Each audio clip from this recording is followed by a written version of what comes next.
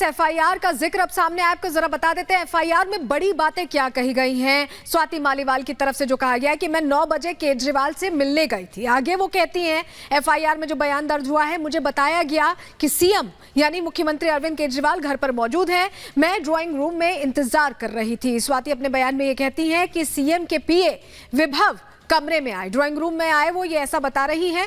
स्वाति मालीवाल, विभव ने मुझे गाली देना शुरू कर दिया, ये भी कहा मैंने इस तरह से बात करने से मना किया, उन्होंने इनकार किया। स्वाति मालीवाल कह रही जब उन्हें गाली देना शुरू किया गया तो उन्होंने इनकार किया, लेकिन विभव ने मुझे थप्पड़ मारना शुरू कर दिया। इसके बाद यानी उन पर हमला कर दिया गया, ये बताया।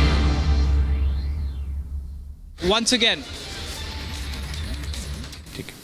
जी फडणवीस जी, एक सवाल मेरा आपसे ये है कि बहुत बड़ी चर्चा में है जो दिल्ली में एक इंसिडेंट हुई है कि मेंबर ऑफ पार्लियामेंट को बहुत बुरी तरह से मारा गया है अरविंद केजरीवाल जी के घर के अंदर, और वो खास व्यक्ति जो अरविंद केजरीवाल के हैं उन्होंने मारा है। वो कंप्लेंट की चिट्ठी आई है, उनको जिस तरह से छाती में मारा गया, उनको लात मारी गई, बहुत ब्रूटल तरीके से मारी गई, और इस पर चर्चा है। तो क्या आपको लगता है इस पर आप या इंडिया अलायंस को कोई एक स्पष्ट पोजीशन लेनी चाहिए, क्योंकि बहुत चर्चा में है ये बात? देखिए, पोजीशन तो लेनी पड़ेगी, क्योंकि किसी आम व्यक्ति के साथ ये हादसा नहीं हुआ है।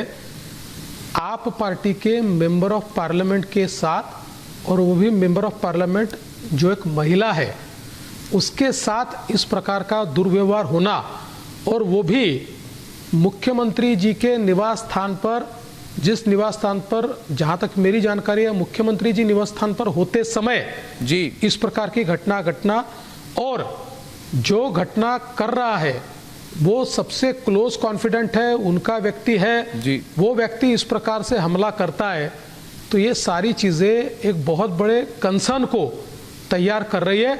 और मैं ये मानता हूं इंडिया आघाड़ी ने इस पर सफाई देनी होगी, पोजीशन लेनी होगी।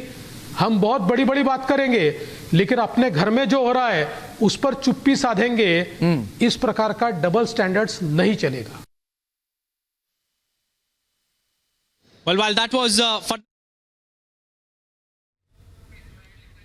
तो देवेंद्र फडणवीस को आप सुन रहे थे, editor in chief Arnab Goswami से खास बातचीत में उन्होंने भी इस प्रकरण को जिस तरह से इग्नोर किया जा रहा है इंडिया अलायंस की तरफ से, एकदम दरकिनार कर दिया गया है, उस पर रिपब्लिक मीडिया नेटवर्क से बात करते हुए देवेंद्र फडणवीस ने कहा है कि जो हुआ है वो गलत हुआ है और इंडिया अलायंस को इस पर संज्ञान लेना चाहिए। और शायद यही वजह के सवाल ये खड़े हो रहे हैं कि महिला सुरक्षा को लेकर तमाम बातें कहने वाले मुख्यमंत्री आखिर चुप क्यों है। और इस बीच एक और बड़ी खबर आपको बता दें, और बड़ी खबर है कि थोड़ी देर में दिल्ली पुलिस की टीम पहुंचेगी सीएम हाउस पहुंचेगी दिल्ली पुलिस की टीम, क्योंकि सीसीटीवी फुटेज को खंगाला जा सकता है। आपको बता दें अरविंद केजरीवाल के नाम का भी जिक्र एफआईआर में किया गया है। इसके अलावा तमाम वो चीजें बताई गई हैं स्वाति मालीवाल की तरफ से जो उस दौरान हुई थी। विभव कुमार पर सीधा आरोप लगाया गया है कि 7 से 8 थप्पड़ मारे थे, गर्दन पर, सिर पर वार किया था, गाली गलौज की थी, धमकी दी थी। ये तमाम चीजें एफआईआर की कॉपी में साफ तौर पर स्वाति मालीवाल के बयान के आधार पर वो तमाम चीजें दर्ज हुई हैं। इसके अलावा वो मजिस्ट्रेट के सामने बयान भी दर्ज करा चुकी है। लेकिन बड़ी खबर आपको बता दें, सीएम हाउस पहुंचेगी अब से थोड़ी देर में दिल्ली पुलिस की टीम। एनसीडब्ल्यू की टीम की तरफ से भी साफ तौर पर कहा गया था कि टीम वहां पर जाकर जांच पड़ताल कर सकती है। और इस बीच ये बहुत बड़ी खबर है कि थोड़ी देर में दिल्ली पुलिस की टीम सीएम हाउस पहुंचेगी। हम सीधे ग्राउंड पर रुक कर लेते हैं। जतिन हमारे सहयोगी इस वक्त हमारे साथ लाइव जुड़ गए हैं। जतिन, ये बहुत बड़ी खबर है कि सीएम हाउस पहुंचेगी दिल्ली पुलिस की टीम, क्या कुछ और जानकारी? आज बिल्कुल देखिए, जो सीएम हाउस के अंदर से वीडियो सामने आया उसके बाद ही दिल्ली पुलिस ने बोल दिया था कि वो संज्ञान लेंगे इस पूरे मामले पे, और तमाम जो स्टाफ है सीएम हाउस का उन सभी के स्टेटमेंट को रिकॉर्ड किया जाएगा। जो जानकारी अभी हमें मिल रही है कि अब से कुछ ही देर में जो दिल्ली पुलिस की टीम है वो यहाँ पर पहुंचेगी।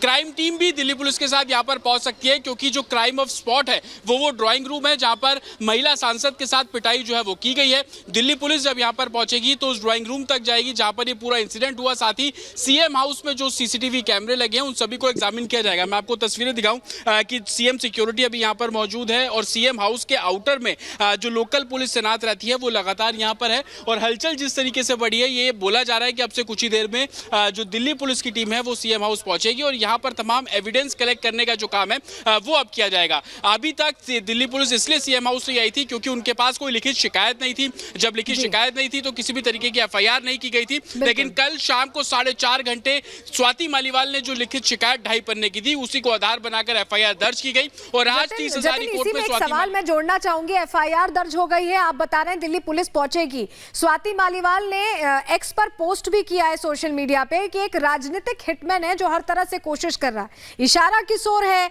और क्या अब जब सीसीटीवी का भी जिक्र किया है स्वाति मालीवाल ने कि सीसीटीवी फुटेज की जांच होनी चाहिए? आज बिल्कुल देखिए इशारा उसी और है और उसी शख्स के ऊपर इशारा है जिसका जिक्र एफआईआर के अंदर भी किया गया, वो है सीएम। एफआईआर पे भी देखेंगे तो सीएम का जिक्र उसके अंदर है। पीसीआर कॉल जब स्टार्टिंग में की गई थी उसमें भी सीएम का जिक्र था और आज जब वीडियो लीक किया गया और जो वीडियो सामने है उसमें स्वाति मालीवाल लगातार बोल रही हैं कि वो डीसीपी से बात करना चाहती हैं, एसएचओ से बात करना चाहती हैं। कौन रोक रहा है, किसकी साजिश है कि एक महिला की छवि को खराब करने की कोशिश की जा रही है। हिटमैन का जो जिक्र किया जा रहा था वो सीएम के तौर पर ही किया जा रहा है। वैभव का जतिन, वैभव ये बताइए, स्वाति मालीवाल के घर से लाइव है आप। स्वाति मालीवाल ने जिस तरीके से एफआईआर दर्ज करवा ली है, लेकिन सवाल खड़ा होता है कि अरेस्टिंग कब तक, गिरफ्तारी कब तक? क्या कुछ अपडेट है आपके पास?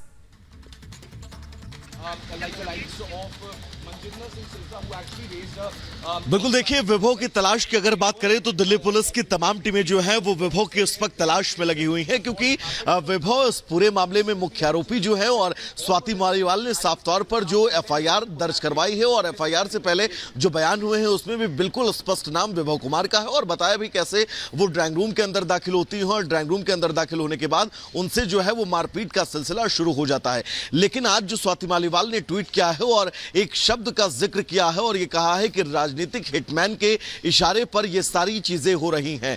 अब इस इशारे से जब धूल हटेगी तो ये तय है कोई बहुत बड़ा नाम जिसकी तरफ साफ तौर पर इशारा करती हुई स्वाति मालीवाल नजर आ रही है वो नाम खुलकर सामने आएगा।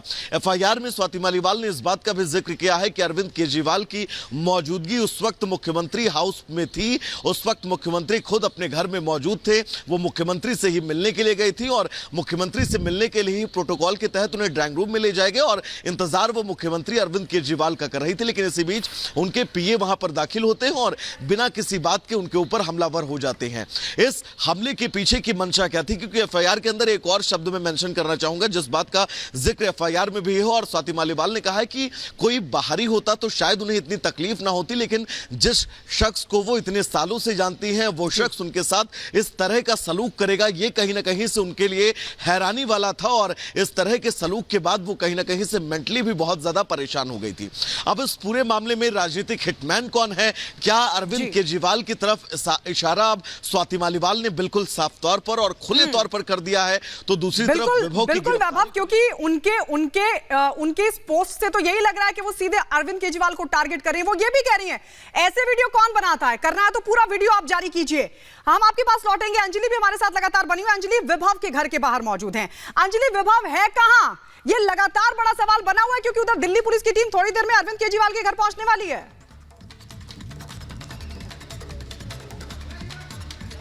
बिल्कुल जाहिर तौर पर और इसी के चलते ये देखा जा रहा है कि जो जानकारी मिल रही सूत्रों के मुताबिक कि सीएम केजरीवाल की जो पंजाब के कार्यक्रम थे वो रद्द कर दिए गए हैं और वो वापस आने वाले हैं और जैसा कि जानकारी मिल रही है कि सीएम आवास पर दिल्ली पुलिस की टीम पहुंचेगी और वो भी जांच के दायरे में आ गए हैं क्योंकि एफआईआर में उनका नाम है और जाहिर तौर पर जो ट्वीट स्वाति मालीवाल ने किया है वो सनसनीखेज ट्वीट की हिटमैन आखिर है कौन, जो वो कह रही है कि इस बार फिर से हिटमैन बच गया है तो बचने की कोशिश में है, तो वो हिटमैन कौन है, किस हिटमैन का नाम लेना चाहिए? अंजलि, तो सवालों के घेरे में बहुत सारी चीजें हैं, जांच का दायरा बढ़ता जा रहा है। अंजलि, वैभव और जतिन लगातार हमें अपडेट दे रहे हैं लेकिन